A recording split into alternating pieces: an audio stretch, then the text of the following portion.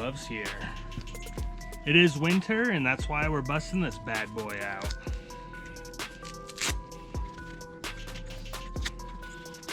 It's a little bit cold. Let's see what we have here. This guy's allowed to be in the snow.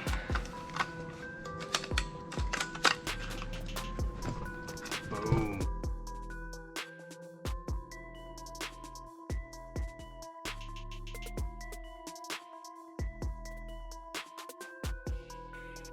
This is the Molot Vepr.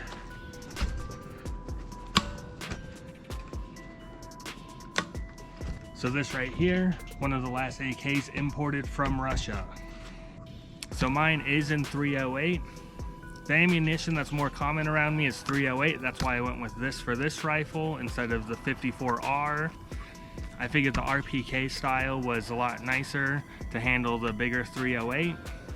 It is a really nice shooting gun. I really enjoy it. Everything about it, it's standard AK, you know, here's your bolt, your safety, triggers down here if you didn't know. So yeah, this is one of the last AKs to be imported into the United States because of all those sanctions, those dang sanctions. I also kept it in its original format with the wood furniture.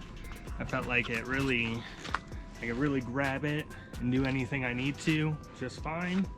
So I mean, standing, prone, anything, I could just get on there and easy peasy.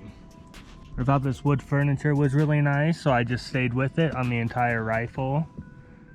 I have the pillow on here. I have it set up, so I mean, in any position, this is a nice stock to have.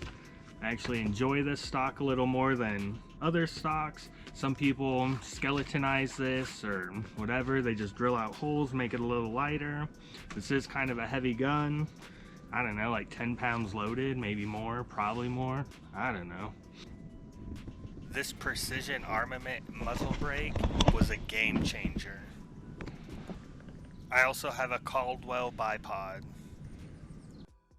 I have a Nikon 329 sitting on top of a Midwest Industries Molot Vepr rail.